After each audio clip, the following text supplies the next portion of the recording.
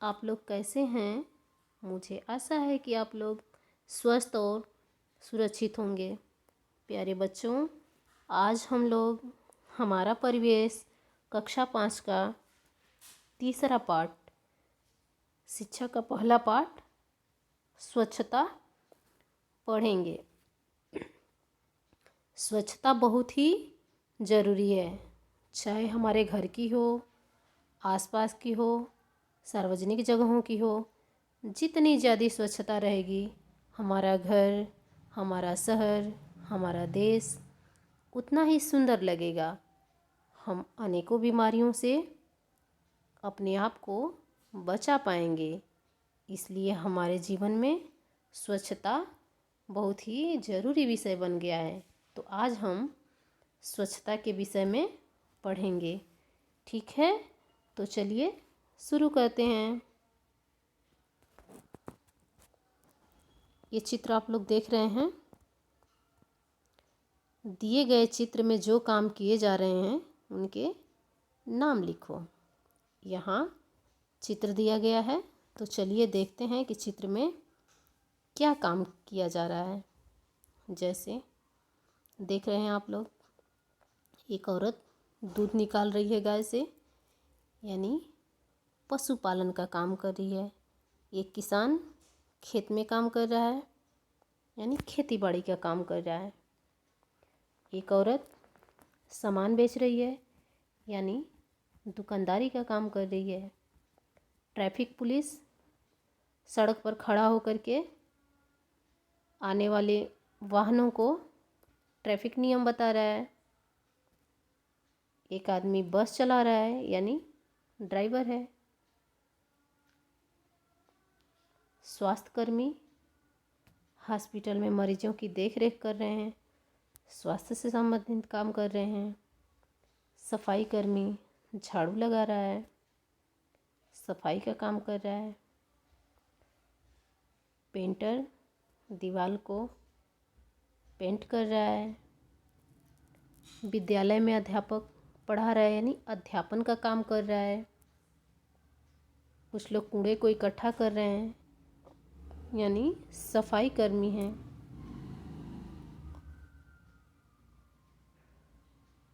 कुछ लोग कंप्यूटर पर काम कर रहे हैं। कुछ लोग पेंटिंग बना रहे हैं, यानी पेंटर हैं। देखो बच्चे हैं जो दौड़ करके सड़क पार कर रहे हैं, जो कि नहीं करना चाहिए। एक औरत है, फल बेच रही है, यानी फल विक्रेता है। एक आदमी सब्जी बेच रहा है, सब्जी विक्रेता है। एक लड़की कूड़ा उठा रही है, यानी वो भी सफाई कर रही है। एक औरत कपड़े प्रेस कर रही है, यानी जो धोबी होते हैं, कपड़े धुल करके प्रेस करना, उसका काम कर रही है। मिठाई बेच रहे हैं। ठीक है, ऐसे ऐसे इसमें काम किए जा रहे हैं। ठीक है, तो दिए गए चित्र में जो काम किए जा रहे हैं उनके नाम लिखना है कि क्या क्या काम किया जा रहा है। ठीक है, उसे लिखना है। तुम इनमें से कौन कौन से कार्य करना चाहोगे? किसी 4 के नाम लिखो। तो सभी बच्चों की अपनी अपनी वो है कि कौन बच्चा इसमें से कौन सा काम करना चाहता है। आप लोग इसमें से कौन सा काम करना चाहते हो? किसी 4 का नाम लिखना है। अध्यापन का काम करना चाहते हो, पेंटर का काम करना चाहते हो, कपड़े प्रेस का काम करना चाहते हो, स्वास्थ्य कर्मी का काम करना चाहते हो, सफाई कर्मी का काम करना चाहते हो। कौन सा काम करना चाहते हो आप? किसी 4 के नाम लिखना है। ऐसे कौन से काम हैं जो तुम्हें पसंद नहीं है, और कौन सा काम ऐसा है इसमें से जो आप लोगों को पसंद नहीं है। ठीक है, उसको भी लिखना है। कई लोग हैं जिनको मोटे काम पसंद नहीं है, सफाई कर्मी का काम पसंद नहीं है।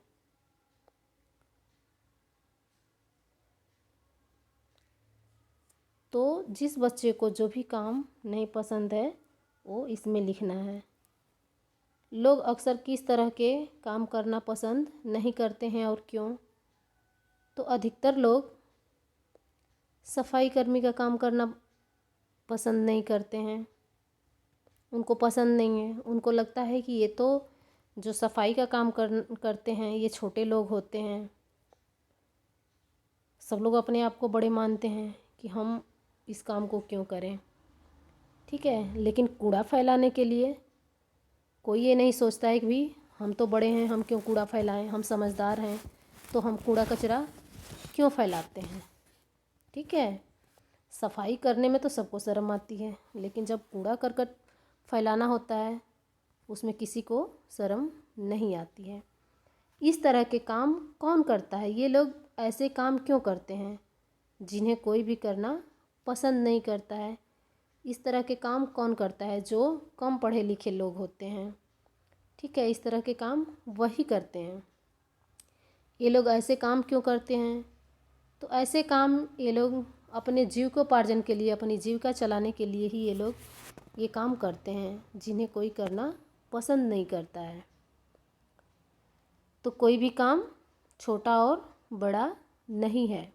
सफाई का काम भी एक बहुत ही महत्वपूर्ण और जिम्मेदारी का काम है। जो लोग सफाई का काम करते हैं वो उनको हमें हेय दृष्टि से नहीं देखना चाहिए, उनका हमें सम्मान करना चाहिए, क्योंकि वो तो हमसे भी बड़े हैं। हम कूड़ा करकट फैला देते हैं लेकिन वो साफ़ कर रहे हैं तो हमसे ज़्यादा उनकी जिम्मेदारी है। फिर भी हम उनको हेय दृष्टि से देखते हैं, तो ऐसा हमें नहीं करना चाहिए। यदि ये काम कोई भी ना करे तो क्या होगा? अगर हमारे जैसी उनकी भी सोच हो, जैसे हम सोचते हैं कि हम क्यों कूड़ा उठाएं, ये तो छोटे लोगों का काम है, ये तो गरीब लोगों का काम है, ये तो अनपढ़ लोगों का काम है या कम पढ़े लिखे लोगों का काम है। तो अगर सब लोग ऐसा ही सोचते रह जाएं, उस कूड़ा को कोई नहीं उठाएगा, तो हमारा गांव, हमारा शहर, हमारा देश कितना गंदा हो जाएगा। हर जगह कूड़े का ही ढेर दिखेगा, बदबू होगी, मच्छर पैदा होंगे, मक्खियाँ पैदा होंगी, अनेकों बीमारियाँ होंगी, बदबू आएगी। ठीक है ना? तो ऐसा हमें बिल्कुल भी नहीं सोचना चाहिए। ठीक है, और हमें इधर उधर गंदगी भी नहीं फैलानी चाहिए। जैसे आप लोग चित्र में देख रहे थे, कुछ बच्चे जो सड़क पर कूड़ा फेंक रहे हैं, ये क्या अच्छी बात है? नहीं, हमें सड़क पर कूड़ा नहीं फेंकना चाहिए। कुछ बच्चे भागते हुए सड़क को पार कर रहे हैं, हमें ये भी नहीं करना चाहिए। ठीक है, पुराने समय में सफाई से जुड़े कार्यों को कुछ लोग अच्छा काम नहीं समझते थे। इन कार्यों से जुड़े लोगों से भेदभाव किया जाता था, परंतु हमारे देश में ऐसे अनेक महापुरुष हुए जिन्होंने अपनी कोशिशों से भेदभाव की जंजीरें तोड़ी। इनमें से एक महान व्यक्ति थे बाबा साहब भीमराव अंबेडकर। पुराने समय में लोग समझते थे कि जो सफाई का काम करते हैं या जो लोग सफाई से जुड़े हैं उन लोगों का काम अच्छा नहीं समझा जाता था। लोग यही सोचते थे कि वो मतलब छोटी जाति के लोग हैं या अनपढ़ हैं या अशिक्षित हैं, इसीलिए इस काम को करते हैं। तो ऐसा बिल्कुल भी नहीं था। आज भी बहुत अच्छे अच्छे लोग हैं जो सफाई को बहुत ही महत्व देते हैं और सफाई करने में खुद ही लग जाते हैं। ठीक है, भीमराव रामजी अंबेडकर, बाबा साहब अंबेडकर का जन्म 14 अप्रैल 1891 को मध्य प्रदेश के मऊ नामक स्थान पर हुआ था। वे स्वतंत्र भारत के प्रथम कानून मंत्री थे। उनकी अगुवाई में ही भारतीय संविधान का निर्माण हुआ। वे एक महान समाज सुधारक थे। उन्होंने दलितों, मजदूरों व महिलाओं के उद्धार के लिए अनेक महत्वपूर्ण कार्य किया।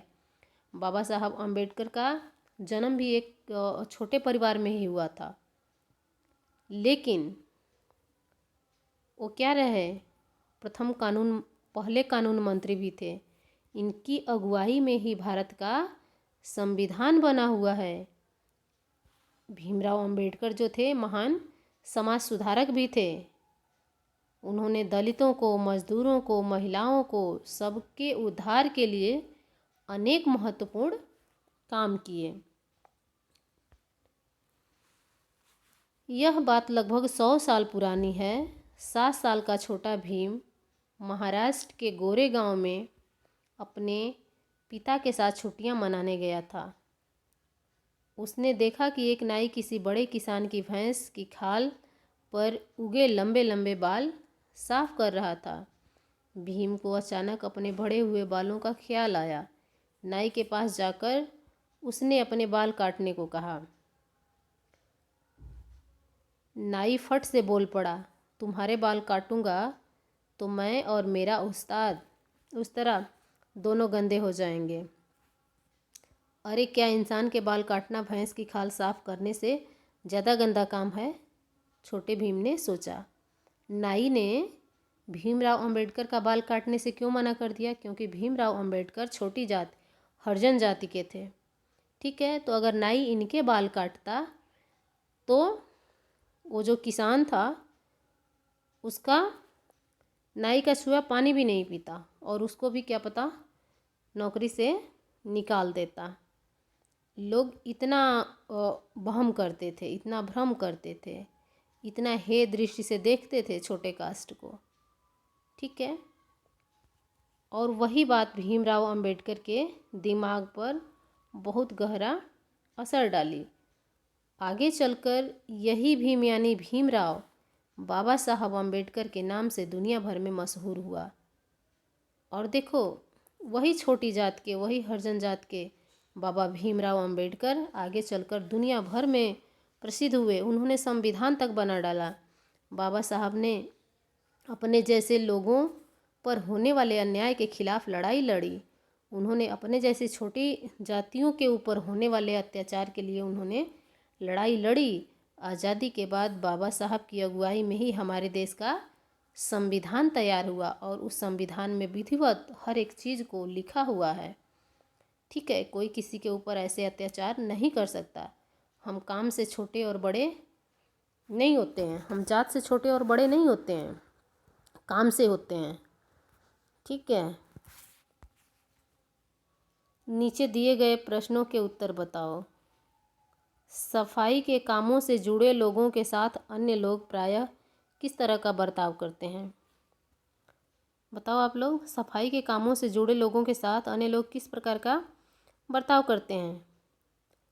लोग उनको नीची दृष्टि से देखते हैं। उनको लगता है कि सफाई करने वाला है, जो इतना बड़ा काम कर रहा है उसको भी लोग कितनी हेय दृष्टि से देखते हैं। सफाई करना कितना बड़ा काम है। ठीक है, क्या काम के आधार पर किसी व्यक्ति को छोटा या बड़ा समझकर भेदभाव करना चाहिए? क्या काम के आधार पर किसी व्यक्ति को छोटा या बड़ा समझकर उसके साथ भेदभाव करना चाहिए? बिल्कुल नहीं करना चाहिए, क्योंकि काम तो काम है, कोई ना कोई तो उस काम को करेगा। ठीक है, अगर जो सफाई कर्मचारी हैं या जो सफाई करने वाले लोग हैं उनकी सोच भी हमारे जैसी ही हो जाए तो बताओ क्या होगा? चारों तरफ गंदगी ही दिखेगी। तो हमें उनके साथ बिल्कुल भी भेदभाव नहीं करना चाहिए, उनको भी हमें सम्मान देना चाहिए। क्योंकि जिस गंद को हम फैला रहे हैं उसी गंद को उठा करके हमारे गांव को, हमारे शहर को, हमारे कस्बे को, हमारे देश को साफ कर रहे हैं, तो भी सम्मान के योग्य हैं। आसपास की सफाई बनाए रखने के लिए हमारा क्या कर्तव्य है? आसपास की सफाई बनाए रखने के लिए हमारा क्या कर्तव्य है? हम कूड़ा करकट इधर उधर न डालें, जो निश्चित डस्टबिन है उसी में डालें। चारों तरफ गंदगी न फैलाएं। अपने आसपास के लोगों को भी कहें कि कूड़ा डस्टबिन में डालो, इधर उधर न फैलाओ। सूखा कूड़ा हम एक जगह डालें, गीला कूड़ा हम एक जगह डालें। ठीक है, और जो हमारा निश्चित स्थान है जहाँ कूड़ा डालना है वहीं कूड़ा डालें। उन्हें यह काम करने में क्या क्या कठिनाई आती है। जो लोग साफ़ सफाई करते हैं उनको क्या क्या कठिनाई आती है, कहाँ कहाँ से वो बेचारे कूड़ा को इकट्ठा करते हैं। और हम लोग क्या करते हैं, सूखा कूड़ा गीला कूड़ा जो भी होता है हम जहाँ मर्जी वहाँ फेंक देते हैं। लेकिन उठाने वाले को कितनी कठिनाई होती है, उनको जगह जगह से कूड़ा इकट्ठा करना पड़ता है। अगर वही हम सूखा कूड़ा गीला कूड़ा अलग अलग कर दें तो उनको भी कितनी आसानी होगी, उनको छांटना नहीं पड़ेगा, छटा छटाया मिल जाएगा। तो उनको बहुत कठिनाई आती है। क्या वे अपने काम से खुश हैं? कभी आप लोगों के पास या आते जाते कोई ऐसा व्यक्ति मिले जो सफाई कर रहा हो तो उससे पूछना कि क्या आप लोग इस कार्य से खुश हैं। क्या वे चाहते हैं कि उनके बच्चे भी बड़े होकर यही काम करें? बिल्कुल नहीं। जिस काम को करने में उनको इतनी दिक्कत आती है, क्या कोई चाहेगा कि हमारा बच्चा भी वही काम करे? बिल्कुल ही नहीं चाहेगा। दिए गए वाक्यों में ठीक के सामने सही और गलत के सामने गलत का निशान लगाओ। हमें कूड़ा कूड़ेदान में नहीं डालना चाहिए, सही है कि गलत? हमें कूड़ा कूड़ेदान में नहीं डालना चाहिए। स्वस्थ रहने के लिए साफ सफाई बहुत आवश्यक है। कूड़ा फैलाना अच्छी बात है। क्या है ये, सही है कि गलत है? अपने गांव या शहर की साफ सफाई हम सबकी जिम्मेदारी है। नालियां या शिविर साफ करना जरूरी नहीं है। नालियां या शिविर साफ करना जरूरी नहीं है। गलत है कि सही है?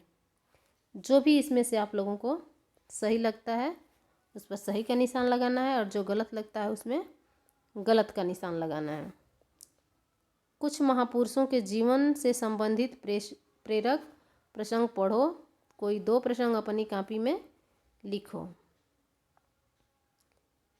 तो किसी भी महापुरुष के जीवन से संबंधित कुछ प्रेरक प्रसंग पढ़ना है और उसको लिखना है। जैसे अभी आप लोगों ने भीमराव अंबेडकर के बारे में पढ़ा। धन्यवाद।